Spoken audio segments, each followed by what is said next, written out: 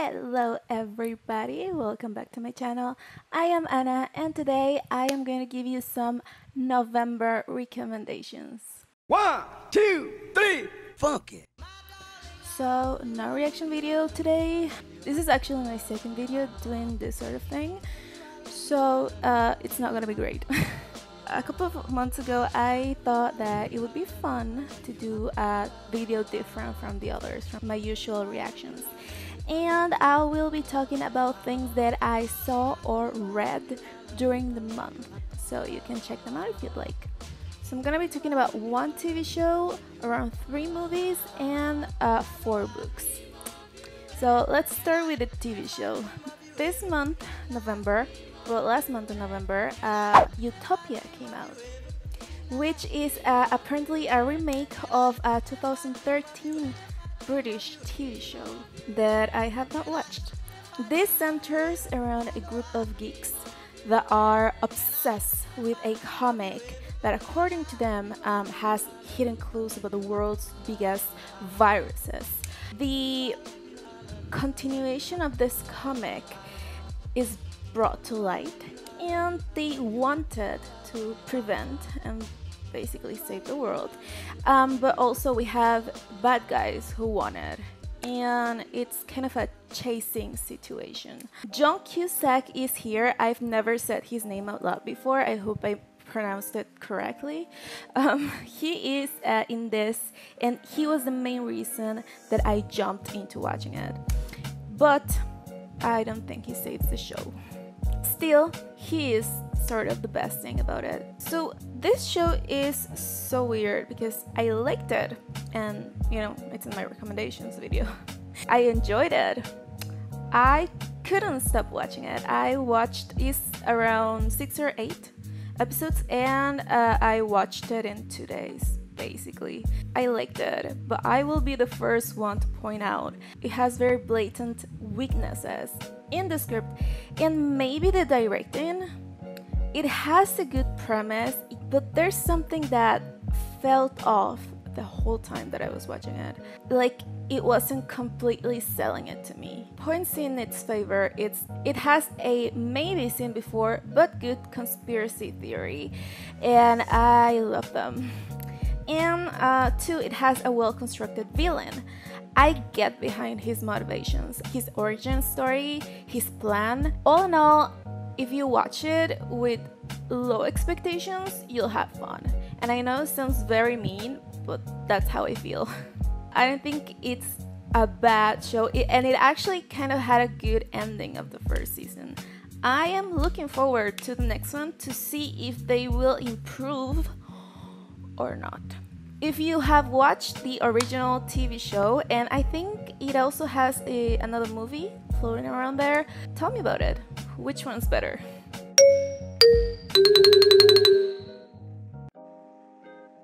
Next thing that I want to talk about, Over the Moon. This is a animated Netflix original. This movie is built around the story of Chang'e.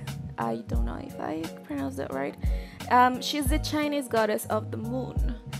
It centers basically about overcoming the loss of a loved one, and because of that, I felt really connected with the movie. It is really, really, really cute. It could easily be a Disney or Pixar movie. Like, it's up there. Will it be something iconic that I will remember in like 5 years? Maybe not. But that's just based on my individual experiences. It did make me cry though, but it doesn't take much to make me cry. And it is also a musical. Did I mention that? If you're looking for something cute to watch maybe with your whole family, little brothers, cousins, something that you will enjoy as well, this is the one for you. It's really good. I liked it. The next one is Burn the Witch. This is an animated movie from the creator of Bleach. And this is easily my favorite story of the year. Before anything, I want to clarify, I've never watched Bleach, and I don't really intend to. So this was divided into 3 episodes. which qualifies it into a mini-series. But, you know, even the length of it's a movie. Burn the Witch is drawn between two parallel worlds in London itself. We have the ordinary side, where fantasy just has no place. But on the other hand, on Reverse London, we have a place where magic exists, and we also have dragons. Our two protagonists protect the world from this mortal threat, because, you know, as cute as they are, dragons are quite a danger. And, you know, they are dragon hunters. I immediately just immersed in the story. It was so effortless. The characters had a ton of personality, and they carried this plot so well. I would recommend this to everybody. You know, even if you're not that into animated movies or fantasy, I think anybody could like this. The next movie is Promare. I don't know how to pronounce it. This is a futuristic world where the Mad Burnish, which is a new breed of mutants who can manipulate and control fire, threaten to end the world. And in order to stop the attacks of them, a highly mobile fire brigade has been formed to save lives and extinguish the fires caused. And it is called Burning Rescue. This story comes from Studio Trigger. The animation is just a mix of explosive and striking colors. The animation just killed me. It was so interesting. And I love it, even if it's just for that. Here we have a very basic hero versus villain narrative at the beginning. This entangles to reveal, surprise, the enemy was the government all along. And I, for one, love happy endings. I really enjoyed it, far more than I thought I would, just as I did with Burn the Witch. So yeah, check it out. This month I also watched Evangelion, the movies of Evangelion. By the time that I am recording this on the what date is it today? 27th of November. By the time that this is out, I have probably watched the third one as well. I have no idea how to explain this story. Like, I watched the whole two movies, the first two movies, then I watched a YouTube video explaining the lore and the story and why things happen and all of that, and I still don't fully comprehend it. I enjoyed it. I liked it, even if I wasn't 100% sure of what was happening at the time. It is a real cool story, we have angels, but not those angels, these angels. I don't plan on watching the show. I'm gonna finish the movie. The fourth movie has not come out yet. They took their time. They genuinely took their time with this one. If you are not into like anime or that sort of thing, maybe you will not enjoy it. It's gonna be kind of confusing. I have a commentator right next to me explaining me everything that was happening and why it was happening. So it was not that confusing. Maybe this one's not for everybody. Still, good plot. Now let's jump into the books, which is not my favorite part, but kind of my favorite part. So this month I read 4 books. I read Discworld. Well, I begun Discworld. This is Terry Pratchett's masterpiece. This was recommended to me since I reacted to the TV show of Good Omens. And it took me a while, but I'm finally here. This is a fantasy series. It has 41 books. Yeah, 41 books. Several of which have different protagonists and plot and points of view and plot lines, right? I only got to read the first one this month. I am reading them in chronological order, the way they came out originally when they were published. This is not recommended from what I've seen or read around the internet, so maybe I'll switch around the order of how I am reading them. So the very first one is called The Color of Magic, which follows Rincewind. This is the first time I say that out loud. Rincewind. That's how it sounds in my head when I read it. A wizard who has no skill, no qualifications, and no interest in being a hero. He would be what you would call a coward.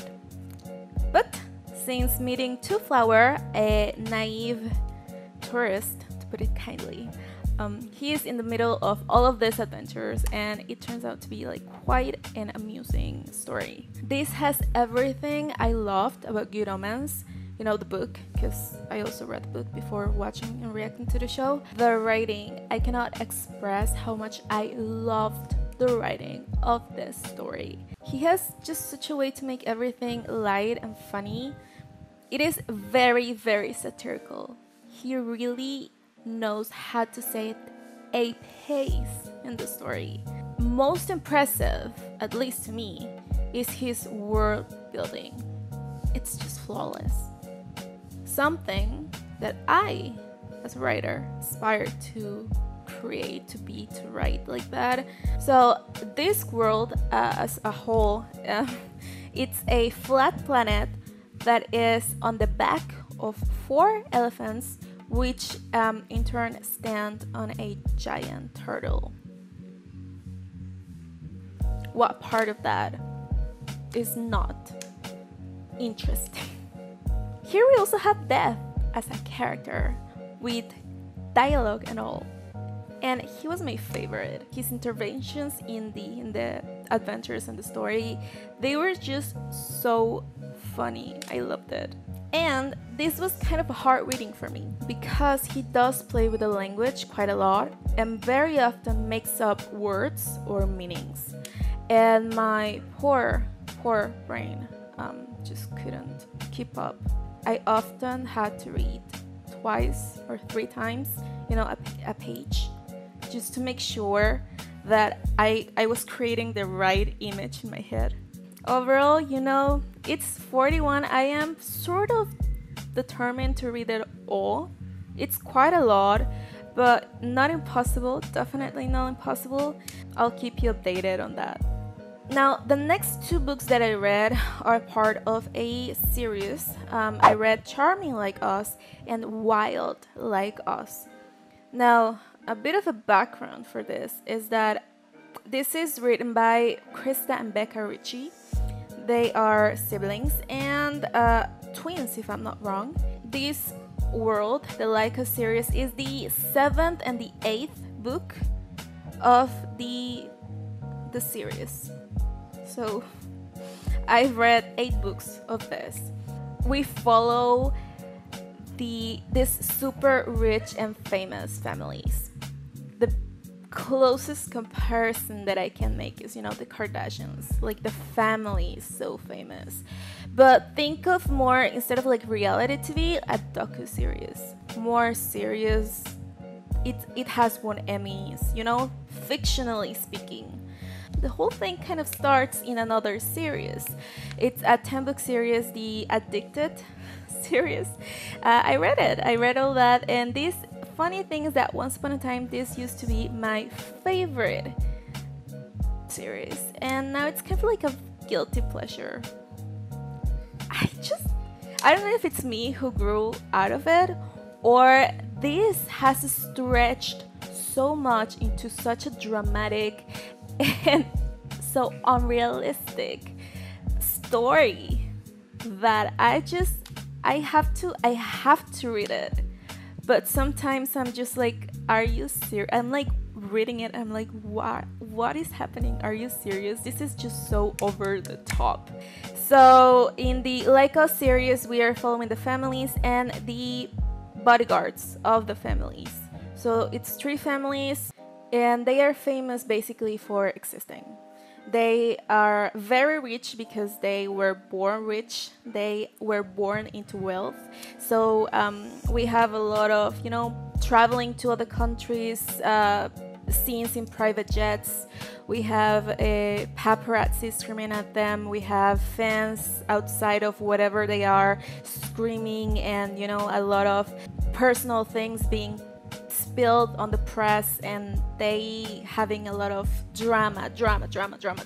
We have followed the families and the bodyguards for 8 books, right? In this, you know, it's like the fantasy of the fanfic of the bodyguard trope that falls in love with the client.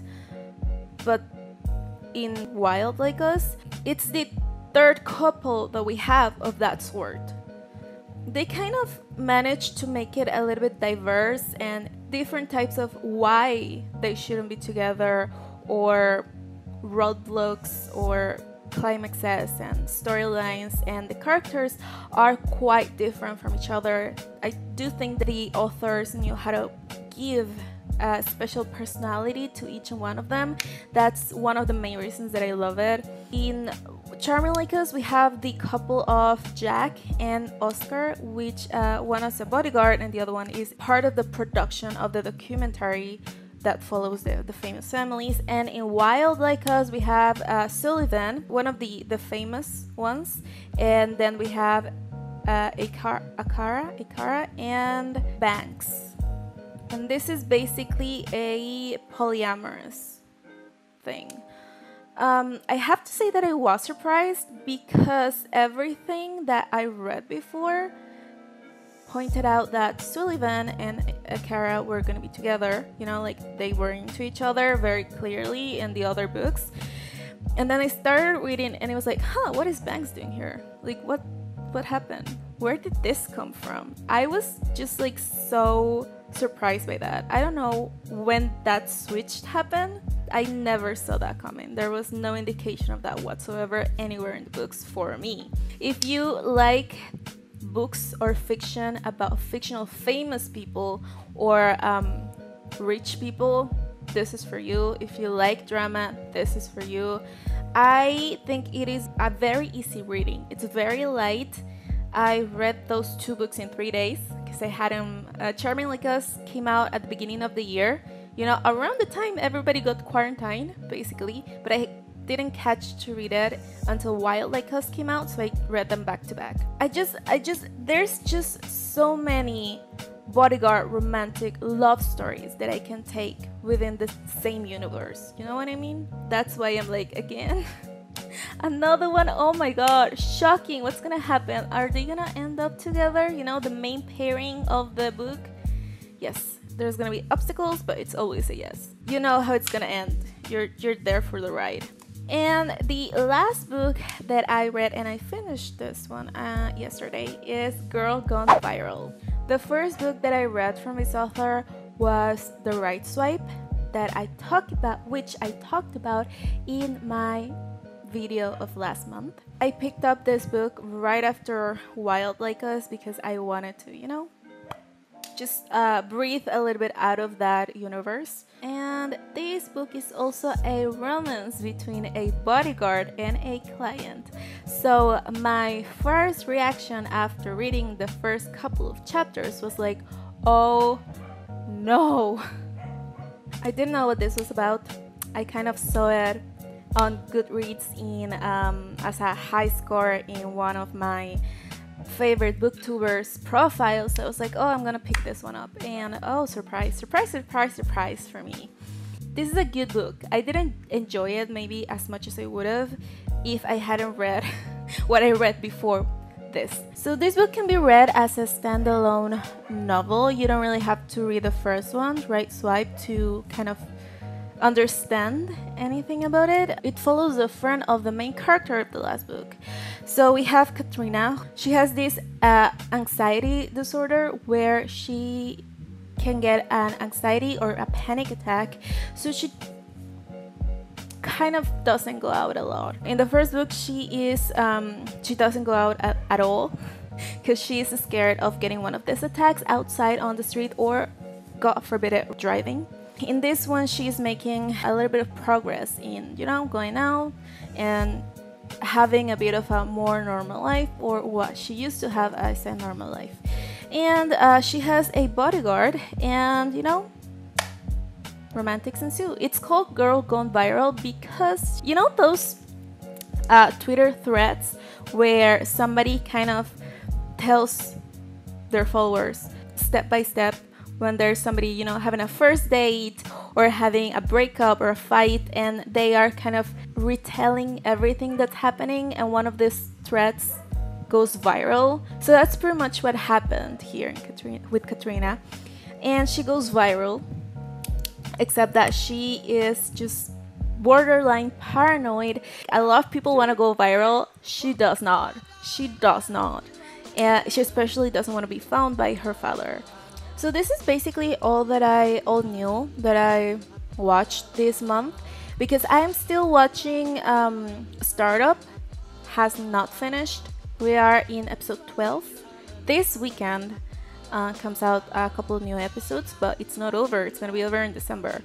Let's Party, the Chinese variety show that I talked about, finished the first season. Yeah, but overall this is all that I've watched this month. It's not a lot. Talking about it, it's a long video, but you know, practically it's not that much. So yeah, I hope you liked it. I have a lot of fun editing these videos. Anyways, I hope you like this one, and I have so much fun editing this sort of videos. It's something different, and honestly, I really love to talk about things that I like, and I like recommending things. I'm not good at it, but I like to do it. So yeah, thank you very much if you made it this far. Thank you for watching the video. Have a great day, and I will be seeing you around.